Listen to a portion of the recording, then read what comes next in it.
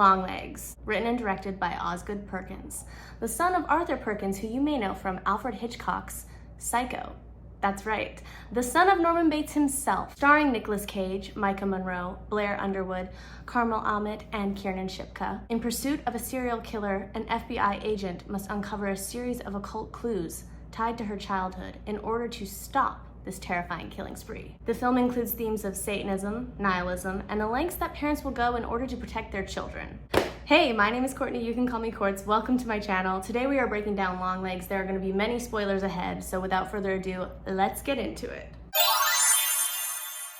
Set in 1995 during the last final years of the satanic panic era in the USA, Longlegs is the most unsettling supernatural crime horror we have seen in ages. What more could you want from a horror? True crime meets demonic haunting. There's so much to unpack when it comes to this film, but there's nothing I love more than a traditional 3-act structure, and that's exactly what Longlegs gives us. So let us begin in Act 1. The film opens with Longlegs himself hooking us in one glimpse at a time. I love it when horror movies do this. It's a subtle reveal that immediately lures the audience in, desperate for a full picture of our villain. The opening sequence is also shot for 4:3 aspect ratio, a smaller frame with rounded edges, giving the impression of a home movie. Or dare I say memory?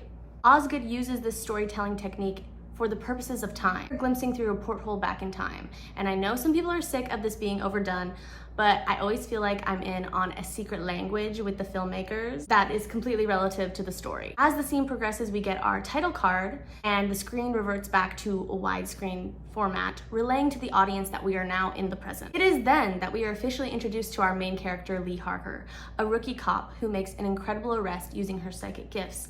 Yes, she's psychic, if you missed that, or as she says, highly intuitive. We later discover that her gifts are a result of the demonic connection that she has to our mysterious occult killer. She's then thrust into the world of FBI and assigned to the case of Longlegs, a serial killer who seems to do his dirty work without ever being present in the victim's home. Always on the same date, January 14th, which also happens to be our girl, Lee Harker's birthday. After some initial investigating and a call from her concerned mother, Lee takes her work home with her, where she experiences a spooky encounter with Longlegs himself. It begins with a bang at the door. Startled and confused, Harker rushes outside to inspect her surroundings. While Harker is chasing the invisible beast, Longlegs appears in the background inside her home. And when she returns, she discovers that one of his infamous letters has landed on her desk.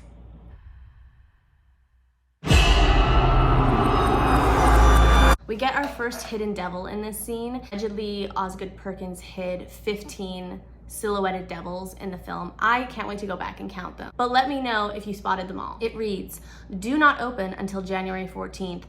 The letters are a nod to the infamous Zodiac killer, which I'm pretty sure we all connected with right away. But he was never caught, and perhaps that's insinuating something specific for this movie. The devil cannot be beat. On a supernatural level, we witness in this moment how Longlegs manipulates the devil to do his bidding. In this case, he distracts Lee so that she will leave the house momentarily and he could place the letter inside. And that is the end of Act 1. All of your things. Harker opens the letter carefully as to not contaminate any evidence, and it reads, "Stood upon the sand of the sea." This is a reference to Revelations 13:1, but it reads, "And I stood upon the sand of the sea, and I saw a beast rise up out of the sea, having 7 heads and 10 horns, and upon his horns 10 crowns, and upon his heads the name of blasphemy." I think they even quote this full excerpt in the movie at some point, but it's essentially the Antichrist. This letter is foreshadowing Longlegs' final moments and provides the audience with insight into his motivations as well as how he perceives his role. So either he sees himself as an Antichrist or the beast that empowers the Antichrist. Let me know what you think. I'm leaning towards the idea that he himself is more of a puppet master rather than the Antichrist himself. After all, he's literally a doll maker. There is so much biblical and satanic lore in this movie. Like, I'm sure someone has spent hours unpacking it all, but it's not gonna be me. It is important though to touch on Longlegs' obsession with Dante's Inferno, specifically the 9 circles of hell. The circles represent a gradual descent into increasing levels of sin and punishment. So in order, they are limbo, lust, gluttony, greed, wrath, heresy, violence, fraud, and treachery.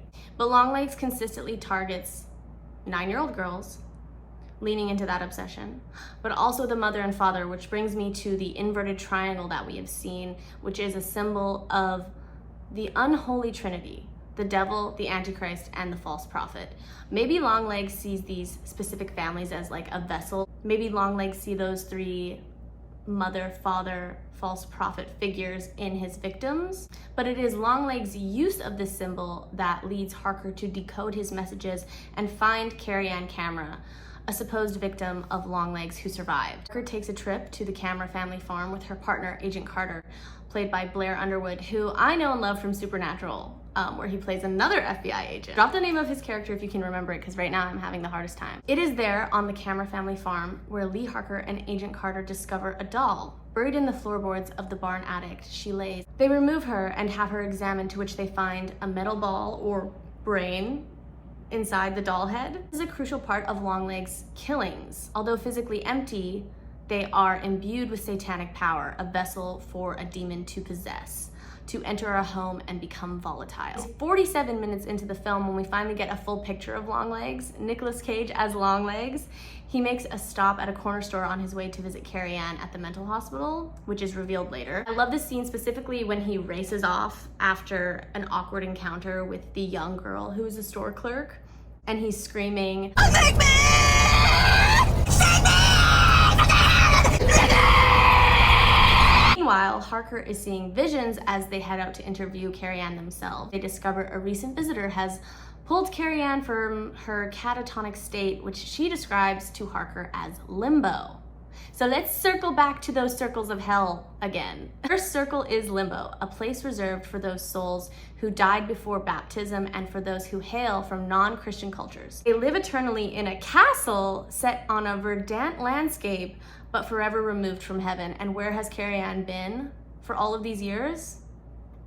In a type of metaphorical castle. See, what does verdant mean? I feel like it's like vast, or like a countryside of green grass or other rich vegetation, which is probably, yes, out of town where the mental hospital would be. Forever removed from heaven is key. To me, this is a reveal that she has already been claimed by the devil. Her soul no longer remains hers. Forever removed from heaven, as she has spent the last few years in this limbo. That was my question to you, is was Carrie Ann's soul claimed by Longlegs long ago? Was she waiting in limbo to be called upon before leaping to her death? Ann is played by Kiernan Shipka, and she does an excellent job with her brief moments on screen. As she tells her story, the perspective switches back to the 4:3 ratio as we peer back in time, and she calls Harker out for not remembering Longlegs herself. After some digging, Harker's partner, Agent Carter, becomes suspicious of Lee and her connection to the case. He sends her to speak with her mother after discovering that in the past she had made a call on a January 14th regarding a trespasser. Lee follows his instructions and is reassured by her mother that nothing of the sorts has ever happened. Her mother babbles on about how Lee was allowed to grow up, and afterwards, Lee finds a series of Polaroids and experiences vivid flashbacks of the visitor in the photos. Because of these photos that the FBI are able to track him down, I did have to go back on a second watch through and kind of put that together, because I was like, how did they find him so fast? That seemed like kind of unexplained. They finally had a visual to go off of and are able to bring him in for questioning. It's at this point in the film where his full name is revealed. Dale Fernandad Cobble. This is arguably the most interesting part of the movie for me, not just because of the impeccable performance that Nicolas Cage delivers. He's plastered in prosthetics and pale as pestilence. The imagery is just captivating, especially as he takes his own life when he smashes his own face into the interrogation desk over and over. Before all that unravels, Harker is told that he is downstairs, right beneath your feet. Longlegs immediately echoes this when he refers to the devil as Mr. Downstairs. This reinforces the obsession Longlegs has with the descent into the 9 circles of hell. He also refers to Harker's mother as the 7th she that has been given the same choice. So it kind of reveals that Ruth, Lee Harker's mother, isn't the only one who's been offered to make a deal with the devil. He encourages her to ask your mommy before smashing his head into oblivion. Which again, beautiful, captivating imagery. Filmmaking. And that brings us to Act 3, Birthday Girls. The FBI recognize Lee's mother as the accomplice to Longlegs and send her to retrieve her. When Lee's mother shoots the doll in the head, we see a puff of black smoke emit from Lee as her mother tells her, "He's free and you're free too." He really used them as a tether, sort of Trojan horse style, or as her mother puts it, a hiding place within the dolls. Her mother explains to her that the doll made her forget and that she ultimately decided to make the deal with Cobble to spare her daughter's life. Deal with the devil to allow her daughter to grow up. After the attempt to bring her mother into questioning fails, Lee wakes up in the basement of her childhood home and is reminded about a certain little girl's birthday party, Agent Carter. Agent Carter's daughter's birthday also happening to be on a January the 14th. One of my favorite moments of the film is mirrored here when Harker drives off. She's screaming in the car, just like Longlegs was after his visit to the corner store. In speedy pursuit of her own mother, Lee races to Carter's home where everything appears to be normal until she steps inside. At this point, we get the final silhouette of the devil at the door when Carter slams it shut after inviting Lee in. I love it. "If they don't die, we will twist and burn in hell forever," she relays to her daughter. And it's at this point in the film where I'm wondering why Ruth is still working to complete Longlegs' mission. She should be free of him now that he is dead. Came to the understanding during my second watch through that it was too late for her as well. Her soul had already been claimed. Whether or not she was indoctrinated by Longlegs, she says herself, "Hail Satan," and threatens to hurt Lee for getting in the way of her plans. When she leaps up off the couch with a blade, Lee screams, "Mom, please!" To which she replies in a husky, demonic tone, "Don't call me that." Essentially revealing that she's long gone and she is been claimed by the devil. So the film ends with Lee, gun pointed at the Ruby doll that was made for Agent Carter's daughter, Ruby. She's hesitating to pull the trigger. Cut to Longlegs back in the interrogation room, and we are sent off with some smooches and a final Hail Satan from him before the credits roll. Oh, this leaves some questions. Is Lee compromised? Can she ever be free of the evil that has been tethered to her? The devil may not have won this round, but the devil also cannot be eliminated either. So I feel like the cycle will continue. And especially sitting there as an audience, it kind of reminded me of the end of Inception when the top just keeps spinning. It's like she never pulled the trigger. Is there actually a resolution, or is there potential for a sequel where she is compromised and she is working alongside the devil? I think that would be a really interesting take. So let me know your thoughts and if you think that Lee is free or eternally damned. I enjoyed this movie. I really did. I thought the cinematography was thoughtful and intentional. The themes were prevalent and alluding to this atmosphere of oppression. This has to be one of my favorite Nicolas Cage movies. Like, I know he's in it for like this much time, but he did a really great job at playing a villain, and I really hope to see some similar performances like that from him in the future. I was really impressed with Micah Monroe. I think she did an excellent job of exuding that oppressed energy.